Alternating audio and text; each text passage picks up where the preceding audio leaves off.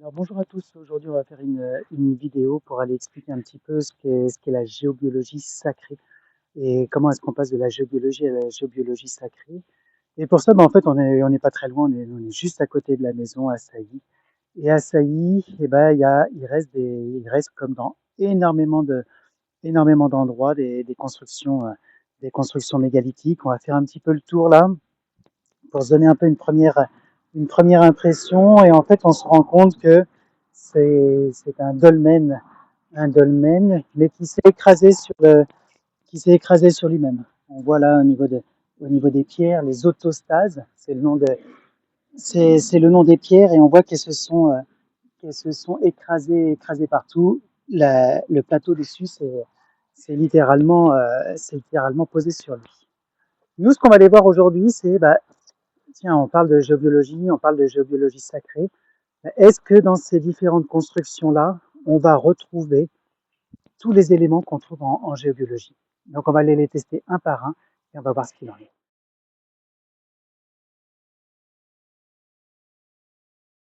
Et puis, on va aller prendre les différents éléments les uns après les autres. Qu'est-ce que j'ai dans les mains? Des baguettes. Et on va aller voir ce qu'il en est.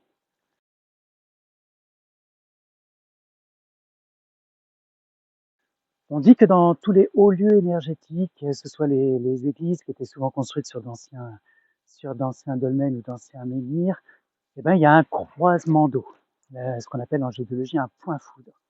Alors, on va aller voir ce qu'il en est sur celui-là.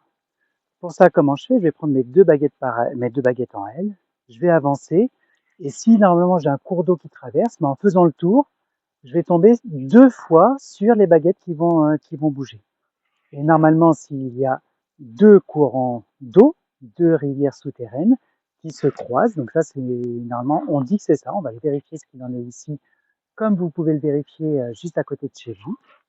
Eh bien, on va voir ce qu'il en est. On fait le tour, je note en même temps avec les plots les différents emplacements, et je vais les tracer après sur tout autour. Donc comment je fais? Je vais faire le tour là tranquillement, et tac, quand ça se croise, c'est que ici, j'ai un emplacement d'un cours d'eau. Donc il passe là, il devrait passer ailleurs. Donc je continue, je sais que si j'en ai au moins, il y aura une sortie qui va arriver. Et puis, hop, ça se recroise encore. Donc je vais mettre un autre plot ici. Après, comment savoir où est le tracé?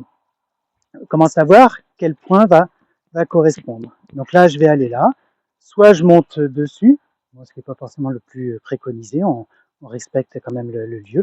Soit je vais aller avec ma baguette pour aller faire le trajet au fur et à mesure. Et en fait, celui-là va avec celui qui est là-bas. Et donc l'autre, en toute logique, mais on vérifie quand même, toujours, tac, il va aller faire un arc de cercle pour repartir de l'autre côté.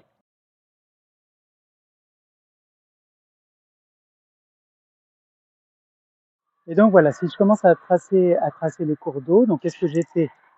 J'ai pris mes baguettes, j'ai fait le tour, j'ai vu où ça allait se croiser. À partir des différents points extérieurs, j'ai été poursuivre le chemin avec une baguette. Et je tombe donc ici sur la situation. On a 2 cours d'eau qui en effet vont se croiser au milieu. Ça, on est content, c'est la première indication. Et on va comme ça défiler les différents éléments étudiés en géobiologie. Et le deuxième, c'est les cheminées cosmotelluriques. Est-ce qu'il y aurait une ou plusieurs cheminées cosmotelluriques au niveau de l'emplacement ici? Et donc on poursuit avec les cheminées. Cette fois, on poursuit avec les cheminées, et cette fois, on va faire avec les plots rouges. D'abord, je vais aller me mettre ici pour se dire, tiens, au niveau du dolmen, est-ce qu'il y a au moins une cheminée? Oui, ça c'est ma convention, suivant votre convention. S'il n'y en a pas, je ne vais pas les chercher. Où est-ce qu'elles sont? Montre-moi. Tac, là. Est-ce que je suis bien sur une cheminée? Oui, j'ai la confirmation. On a une première cheminée qui est ici. Est-ce qu'il y en a d'autres? Oui. Allez, pareil, on continue. Je vais faire...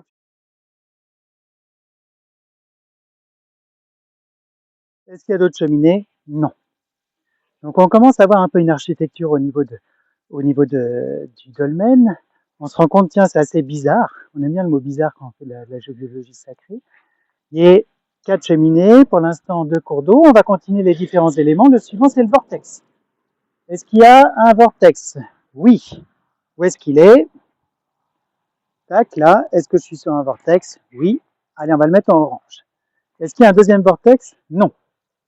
Donc déjà, on commence à avoir différents éléments qui vont nous intéresser. Et là, maintenant, on va continuer. En fait, on a ici un dolmen. Donc, on le voit, on commence à avoir différentes choses dessus. Normalement, il y avait une porte d'entrée.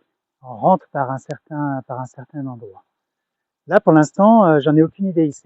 Il s'est affaissé, donc c'est un petit peu compliqué pour arriver à le trouver. Comment on va faire? Eh bien, on va les faire avec les réseaux. Réseau Hartmann, réseau Curie. Parce que souvent, les réseaux ont une particularité au niveau des lieux sacrés, c'est qu'ils vont être resserrés sur certains endroits, créant ce qu'on appelle le carré de Saturne, comme on l'a montré dans différents ouvrages. Allez, donc maintenant, on va aller chercher les réseaux. Là aussi, je vais les matérialiser au sol parce que ça va nous permettre d'y voir un petit peu plus clair. Et ça va me permettre de voir comment ils sont organisés autour du dolmen pour définir la porte d'entrée, pour savoir où est l'entrée du dolmen parce que là, il s'est enfoncé, on n'y voit pas grand-chose. Hein. Il faut être honnête, il faut être honnête pour l'instant. Donc, on va faire par étapes pour découvrir un petit peu tout ça. Je vais me mettre par là. Et puis, je vais avancer, puis je vais dire, est-ce qu'il y a un réseau tellurique? Tac, oui. Est-ce que je suis dessus? Oui. Donc, toujours le même travail. Est-ce que tu peux me montrer la direction? Tac. Donc, on a un premier réseau qui va passer comme ça. Allez, on va le matérialiser pour voir un petit peu comment il va suivre. Hop, je fais un premier jet, et puis on va affiner pour aller bien le trouver. Montre-moi le réseau. Tac, tac, tac. Donc, il suit bien cette ligne. OK. Donc, je sais que je vais avoir une ligne de réseau ici. Est-ce qu'il y a une autre ligne? Oui. Montre-moi où. Tac, là. Quelle est la direction?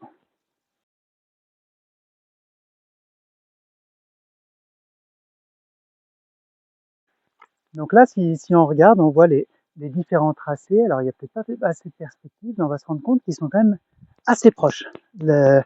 Moins d'un mètre, presque 50 centimètres les uns des autres.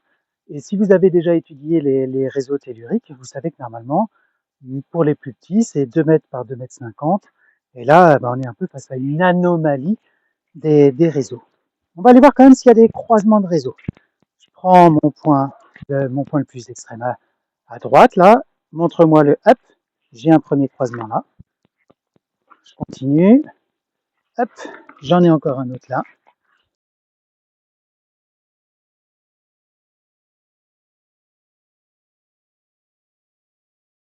Donc là, si on regarde un petit peu la configuration des réseaux, évidemment, je suis venu d'abord tester l'endroit pour voir. On a d'autres réseaux plus loin, mais qui reprennent, eux, leur dimension, entre guillemets, normale, celle qu'on trouve un petit peu partout. Et là, on va se rendre compte qu'ils sont très alignés, qu'ils sont très rapprochés, et que on a l'impression qu'ils sont un petit peu là. Et si on regarde un peu la topographie du lieu, on se rend compte qu'il y a des pierres qui sont dans l'alignement. Ce qui veut dire qu'on avait des autostases, des piliers qui étaient de chaque côté, dans lesquels les croisements des réseaux venaient se percuter sur les différents points. C'est pour ça que tous les points ne sont pas forcément alignés en perpendiculaire. Et que nos ancêtres, donc, quand ils venaient rentrer dans ce dolmen, ils rentraient par ici. Et par ici, qu'est-ce qu'il y avait? Ils étaient obligés de passer sur des nœuds de réseaux telluriques. Donc c'est vraiment quelque chose de particulier, c'est-à-dire qu'on sait que c'est normalement une énergie qui est plutôt une énergie négative pour les habitants de la maison. Mais là, comme par hasard, la personne est contrainte de passer dessus pour rentrer. Et ce qu'on constate en même temps, cette entrée, quand vous prenez votre boussole, donc là ça va être intéressant d'aller prendre une boussole, et bien vous constatez que cette entrée qui est là par rapport au dolmen, et cette entrée, elle est orientée à l'est. Pourquoi orientée à l'est? On en a parlé beaucoup dans notre ouvrage sur Karnak. Elle est orientée à l'est parce que c'est là où le soleil se lève. Et ça va nous intéresser dans le travail par la suite de découverte un peu de la symbolique de cette construction. Les réseaux, et puis on sait que à certains endroits, ben, alors ça a tout un tas de noms, il y a aussi des réseaux du monde, des lignes du monde, des réseaux sacrés, enfin, les noms sont, personne personne n'est vraiment fixé sur les noms, donc nous ici on les appelle les réseaux du monde.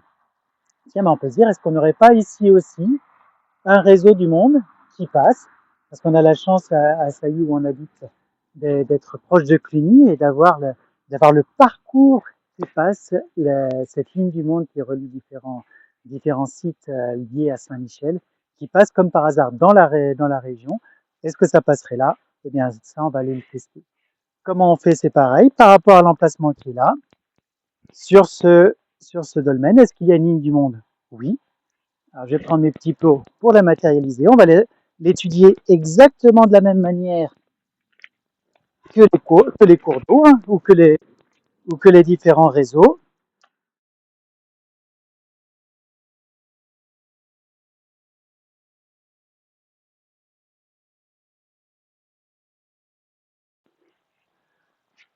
Donc là, qu'est-ce qui se passe? En noir, les réseaux du monde.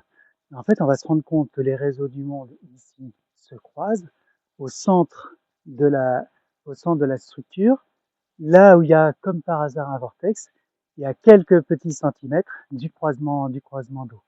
Donc on aurait une particularité ici d'avoir comme par hasard une architecture de réseau qui est plus condensée qu'ailleurs et des réseaux, des cours d'eau, des vortex, un vortex qui est au milieu et on voit les cheminées cosmotelluriques là, qui sont aussi dans le prolongement dans le prolongement des différents réseaux telluriques. On a fait ça. Donc ça veut dire que qu'est-ce qu'on a défini là à travers ces expériences que vous allez pouvoir refaire juste à côté de chez vous, hein. Je vous mets le lien pour trouver un site où vous allez pouvoir trouver des différentes constructions mégalithiques juste à côté de chez vous pour refaire ces expériences, hein, elles ne sont pas spécifiques à cet endroit-là. Eh bien, qu'est-ce qu'on dit? Que normalement, au moins quand on a un croisement d'eau, avec la composition spécifique de la pierre qui est en granit, dans la plupart des endroits, ou des fois quand ils n'avaient pas de granit, ils n'avaient qu'une pierre en granit qu'ils allaient chercher beaucoup plus loin. Bah, que fait le croisement d'eau? Il va faire vibrer la pierre. Et si vous approchez doucement de la pierre, là, vous posez les mains, on n'est pas des, là, on voit plus la pierre comme une pierre, on va aller voir le côté énergétique et on va se rendre compte que la pierre, elle vibre. Là, on est quand même sacrément content jusque-là. On a découvert des anomalies, on va dire, par rapport à ce qui se fait normalement dans la nature, des particularités ici. Mais à quoi pouvaient servir ces constructions-là? Là, ça c'est vraiment une question fondamentale à laquelle on n'a pas de réponse. Hein, on n'a pas encore de machine à remonter le temps, donc il va falloir essayer de trouver d'autres moyens pour pouvoir trouver cette réponse-là. Pour ça, on va commencer à voir avec ce qu'on voit. Ce qu'on voit ici, c'est une pierre, et on a dit que les pierres vibrent avec le quartz qui est à l'intérieur. Le quartz, vous savez, celui qui fait la vibration précise pour les montres à quartz. Et quand ça vibre, en fait, on a une autre particularité au niveau des pierres, c'est que les pierres sont polarisées par rapport au nord, par rapport au nord magnétique. C'est-à-dire que nos ancêtres, est-ce qu'ils ont posé cette pierre avec le nord en dessous ou le nord au-dessus? Ce qui pourrait avoir deux conséquences différentes.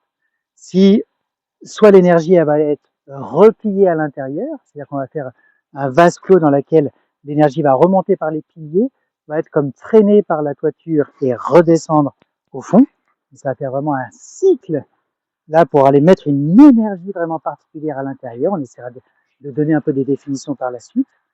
Ou au contraire, la pierre est de l'autre côté. Et en fait, cette énergie, qu'est-ce qu'elle va faire? Elle va se combiner, se récupérer dans les pieds, prendre après avec tous les pieds en même temps dans la pierre et repartir tel un geyser dans l'air. Et là, on va se rendre compte que ça peut avoir plusieurs implications. C'est une indication qu'on vous donne pour essayer de comprendre. Après, vous ferez vos expériences. Se dire que peut-être que si la pierre, l'énergie revient à l'intérieur, on aurait donc une cloison à l'intérieur, une sorte de chambre dans laquelle on viendrait prendre une énergie qui est une énergie extrêmement forte. On voit avec tous les éléments qu'il y a à l'intérieur là. Et cette énergie très forte reviendrait sur elle-même. Et là, on peut se dire, bah tiens, c'est un petit peu comme dans les églises. Dans les églises, on a cette coupole là au-dessus de l'autel. Toute l'énergie monte, elle ne peut pas ressortir, elle redescend. Et ce qui fait qu'en termes de thérapie pour le corps, on serait dans un endroit qui serait un endroit extraordinaire. Il nous permettrait de nous chasser de toutes nos énergies basses, d'autant plus qu'on est obligé de passer par cette ligne, cette ligne avec ces croisements de réseaux telluriques qui va nous débarrasser d'abord de cette énergie basse et on va venir faire que l'énergie de la Terre va nous permettre de renvoyer à la Terre tout ce qui est mis en nous. Si elle est dans l'autre sens, on peut se dire qu'en fait, je vais venir me mettre un peu comme dans un tourbillon, un peu comme dans une cheminée cosmotellurique positive, et je vais venir me mettre à l'intérieur, et en étant à l'intérieur, je vais me charger d'énergie. Alors comme tout, que ce soit d'un côté ou de l'autre, c'est bien à petite dose, c'est très mauvais à grande dose. Mais à petite dose, ça peut être ça. Donc ça va pouvoir nous dire que tiens, je vais aller prendre cette énergie, une énergie beaucoup plus importante que ce qui est la normale, et lorsque le soleil va se lever à l'est, lorsque le jour va arriver, je vais soit devenir un nouvel homme qui a pris tout un tas de force pour aller affronter des ennemis, pour aller affronter un combat, pour aller à la chasse, pour aller faire des choses particulières. Au contraire, si la plaque est dans l'autre sens, quand je vais me réveiller le matin avec le soleil qui rentre à l'intérieur, hein, souvent c'était des rayons qui rentraient à certains jours particuliers de l'année, eh bien je vais laisser tous mes scories à l'intérieur pour ressortir en me rabaissant, hein, c'est toujours en se rabaissant, pour ressortir et devenir un nouvel homme qui est guéri, qui a laissé de côté toutes ces énergies basses. Voilà déjà des choses que vous pouvez faire, puis vous demandez avec votre baguette, votre pendule, votre moyen de détection, est-ce que c'est la face nord, est-ce que c'est la face sud? Et comme ça, vous allez pouvoir avoir un premier niveau d'indication sur l'utilisation. Ok, mais à quoi ça sert vraiment? Alors là, on a eu des premiers éléments qui nous permettent d'avoir un peu, de comprendre un petit peu.